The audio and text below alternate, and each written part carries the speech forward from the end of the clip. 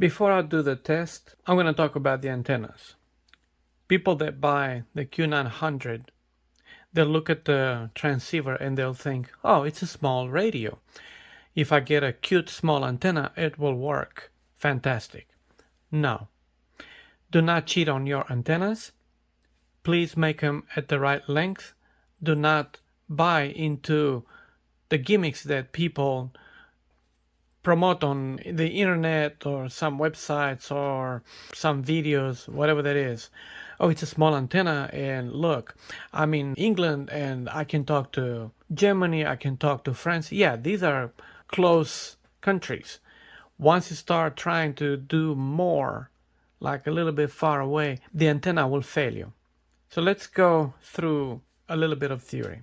The radio wave has two elements to it: the electric field and the magnetic field. The dipole antenna works on the electric field. The horizontal dipole antenna is parallel to the Earth, and let's look at this 160 meter band antenna. The total length of the antenna is half of the wavelength, lambda over 2, so you get about 80 meters. The other type of antenna that's dipole is the vertical antenna. Half of the vertical antenna, which would be lambda over 4, which is 40 meters, will be above the ground. And then you get ceramic ball. That's what I saw when I looked at an AM antenna, like a radio station antenna, with like big ceramic ball, and the antenna was 100 and some meters long, 200 meters. It was a beautiful view. So again, lambda over 4, and the other half of the antenna is actually the ground. Ham radio people, they do radials. Now, if you look at the propagation pattern, the lobe go this way. So this is the same 160 meter antenna. The first lobe here are the 160 meter. The antenna is kind of directional, but the way it bounces off the earth, it's mostly like an oval. So you still have propagation here. Then when you go down to 80 meters, you get two lobes. Again, it bounces more of the earth and you get close to a circle. And higher the frequency, you get more little lobes. And the way it bounces off the earth, you end up with an omnidirectional antenna. Let's look now at loop antenna. The loop antenna works on the magnetic side of the radio wave. There are two types of loop antennas. One is parallel to the earth, and we will look at 160 meter band antenna. The total length of this loop is 160 meters. The other type of the antenna is the small loop antenna. The diameter of the small loop antenna is lambda over 10, or smaller, like a lot smaller, but you get more turn. It is harder to make because you end up with copper pipes, and the variable capacitor here is actually a high voltage variable capacitor with larger distance between the plates. And that means they're more expensive. That means they're rare because there's a specific niche for them. They crank up the prices. Another thing, the coupling to this antenna is a little bit different. It might have another loop here. It might not have a loop. It could be a balloon that does the work. It doesn't matter. They're harder to make. Now let's look at the propagation. The large loop antenna, we're looking at a 160 meter band antenna. When you have the transmitter tuned to this 160 meter band, you'll end up with the behavior that you get from a dipole antenna. Also, it bounces off the earth, so you get a kind of an oval coverage. Then when you tune to 80 meters, you get more lobes coming out of it. When you tune to 40 meters and 20 meters, 10 meters, you end up in the end with an omnidirectional antenna, the way it bounces off the earth. The small loop antenna is going to be always directional. So if you want to aim at somebody, you have to actually turn the antenna. If you want to listen to somebody, you have to turn your antenna that direction. The efficiency of both antennas, large or small, based on the experiments and what people say, they're equal. So all that's left is how much money do you have? How much estate do you have? If you real estate, if you have trees around and a large backyard or whatever yard you have, then yeah, go with this because it's a lot cheaper. If you don't have room, you have only thing you have is an attic or just a small area where you can hang your antenna, then go with loop. Another thing, because it works on the magnetic field, the EMP that comes from the lightnings is not going to affect as much as the dipole antenna. The dipole antenna will catch every crack in the sky, every storm. It will hear storms from hundreds of kilometers away. And you can see it on the waterfall on your radio. Where the loop antenna, because the way the EMP from a lightning comes, the magnetic side of that EMP pulse will not mess with the loop antenna that much. That's why they say that the loop antenna is quieter, and it is quieter about 1S, which is about 6 dBs, which is great. And because the wire is longer, when you receive, it catches more of that wave. So it is quieter 1S, and it's a little bit louder, not by much. The volts per meter are added. You're gonna end up with a louder, clearer signal. Now we're gonna look at another thing here. The speed of light in wires. And you go like, what light in the wires? The radio wave has the speed of light. And you hear that some university made this device. You put light in and the light slows down. In reality, what happens, the light gets into the device and starts bouncing. And because the path is longer, you can see that it's longer than the device itself. You can say that the light slowed down. But it's not like you put inside, on one side, light, and then it slowed down, and now to the infinity, the light is half of the speed. No, it slowed down only in the device because of the bouncing. So let's look at the antenna. This is the dipole antenna. And ideally, if it's an 160 meter band antenna, since the dipole is lambda over 2, ideally it should have exactly 80 meter long wire. In reality, it's shorter, and the reason is the antenna, the way it behaves is you got a coil here, capacitor here, coil here, capacitor here, coil here, capacitor here, and so forth. And you go like, where in the world am I getting the capacitor? Well, the earth is here. So lower the antenna is to the earth, the capacitance increases. So what happens, the wave, radio wave that goes through it, it starts being curvy. And you look at the length of the antenna and the curvy side of the wave is longer. So to the wave side, if you look from the wave side perspective, the antenna is longer. So in order for you to tune the antenna, you have, like I said here, you have to cut the ends till it resonates. Now, the transmatch, what it does, you got a variable capacitor here, and a variable inductor. These are high voltage capacitors because when you start transmitting 1 kilowatt or more, you end up with a few kilovolts like big time.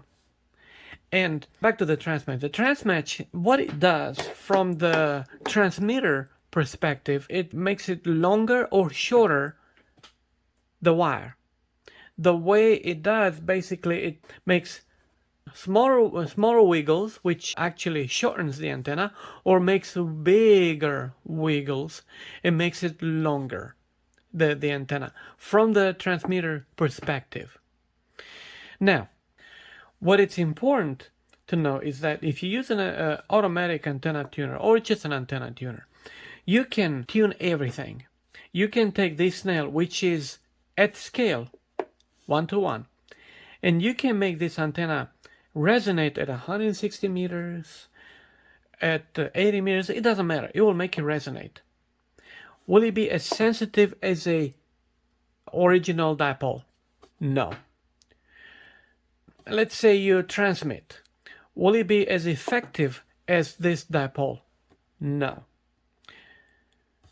If you put 100 kilowatts, yes, you can be heard from the other side of the ocean.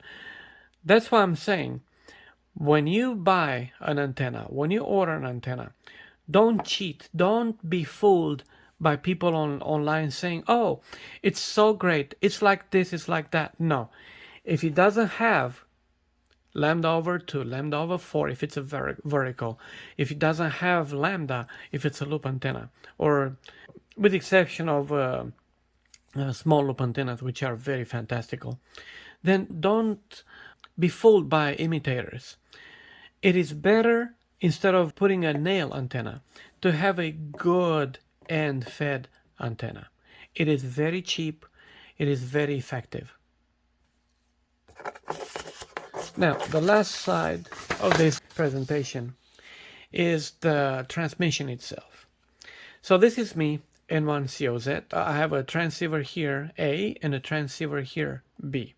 When I transmit with my dipole antenna, the waves go everywhere. If they go vertical, they will go through the ionosphere, it will reach the Martians. But some of it, but very, very, very low, it will come back down. The signal is very weak. So a station, let's say 20 kilometers or 50 kilometers away, will hear me, but very weak. In order for me to be heard properly, I have to have at least 400 watts antenna, transmitter, sorry. Now, if it bounces, let's say I'm transmitting 100 watts, if it bounces around 200 to 400 kilometers away, this station will hear me very strong, very loud. Great. 100 watts close? No. I'll be at the noise floor, maybe disappearing in the noise floor. Once it bounces properly, this guy is going to hear me clearly. That's all for this presentation. All right, this is the antenna I have, the dipole antenna. It's fan dipole antenna. So from that pipe goes about 5 wires, one on that tree right there, and on that tree too. And the reason I've decided to have a fan dipole antenna is because it's multi-band. At the end, where did you go? At the end of the pipe, there's an ugly balloon which helps with the SWR and reflective waves back. Now, this right here, this is my loop antenna. One wire goes down to that tree, then in the back where I have more trees, and goes around to this tree and then comes back to this thing. The wire is a very cheap wire. It's like $30 some for 500 meters. It's a telephone, military telephone wire, WD1 alpha, Whiskey Delta 1 alpha. And the reason I like it is because it's, number one, cheap, and two, it's so strong.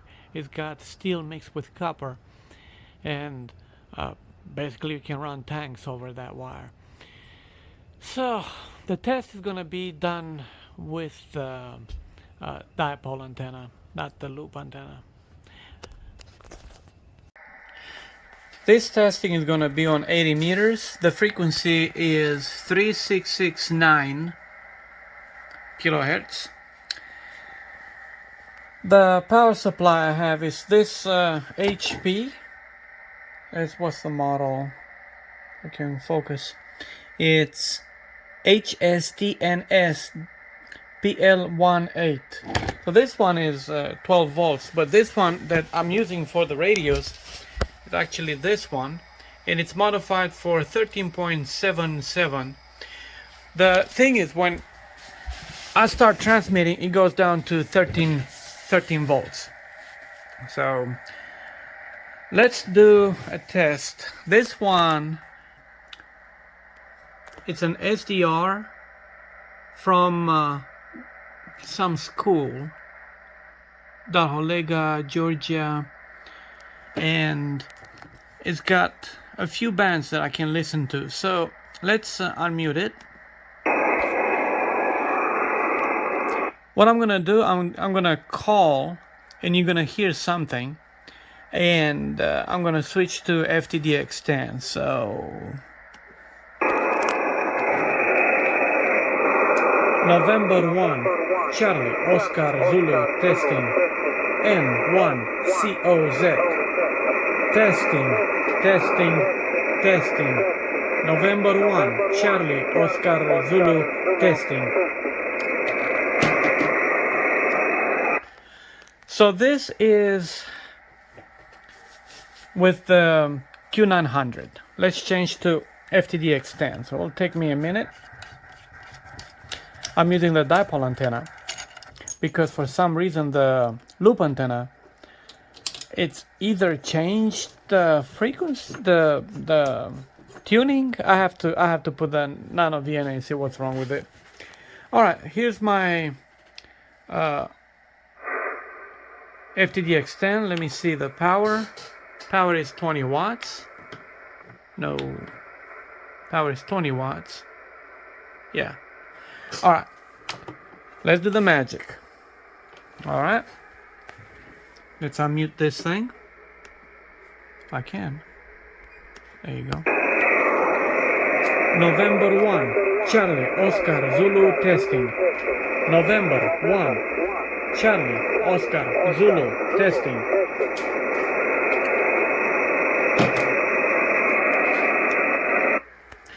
To my ear, they both sound the same. I'm going to change bands. This test is going to be on 40 meters. The frequency is 7.18 megahertz, and it's going to be SSB. Time for the Q900. Let's unmute this, and I'm going to get it closer to the speaker. N1 COZ testing.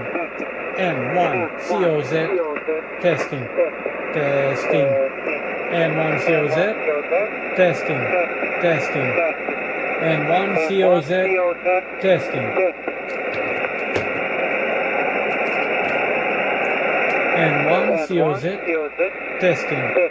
N1 COZ testing. Testing. So this was the Q900. Okay, let's move to move to FTDX10.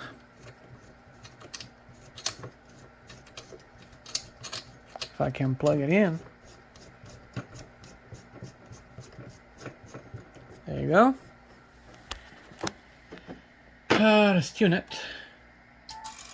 It'll take a minute.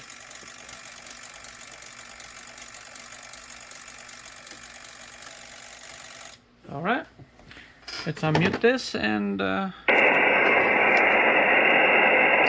N1 COZ testing. N1 COZ testing. N1 COZ testing. Testing. N1 COZ testing.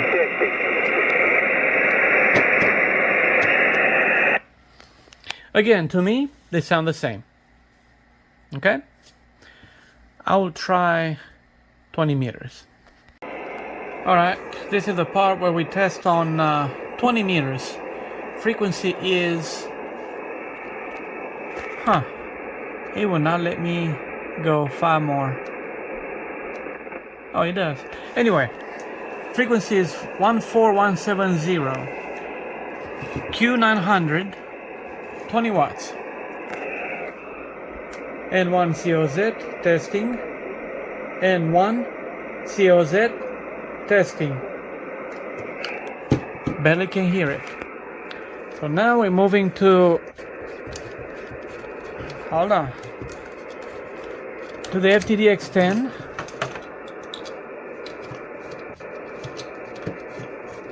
In a minute. cannot plug this in.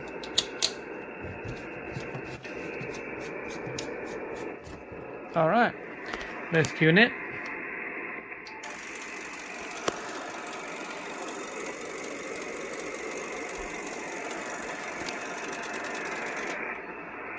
Alright, let's do it. N1COZ testing. Hold on, this audio is on. I'll turn this down a lot. See, the other radio is here. Okay, let's do it again. N1COZ testing. N1COZ testing. N1COZ testing.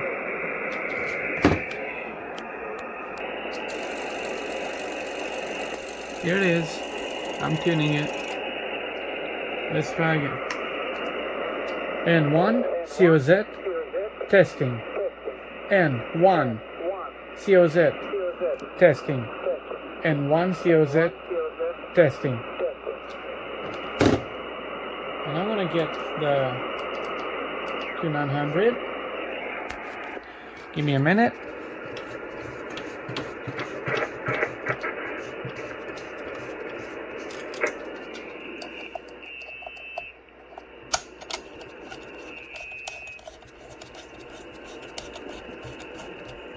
Alright, it is 93. Let's tune it. Let's do a test with the Q900 now. Whoa, hold on. N1COZ testing. N1COZ testing. For some reason, the Q900 sounds better with 20 watts on 2800 or 10 meters. Well, I'm glad this little transceiver is working. I'm just curious. I was just curious to see how it works. I can tell you this: the repeater, your repeater, this one, the Lewisburg one, is off 2 kilohertz. No, yeah.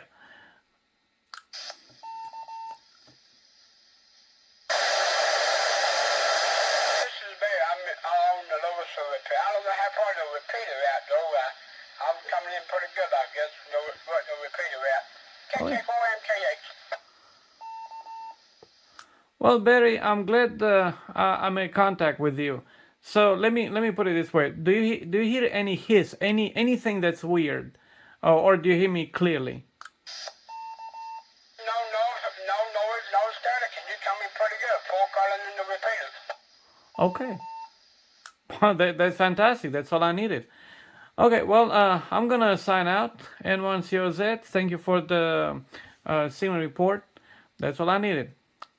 73. Have a good night, and we'll talk to you later. Hope to hear you on the meeting tomorrow night. I'll be club meeting then. KK4MKH, back over you, Zion, the bill. KK4MKH.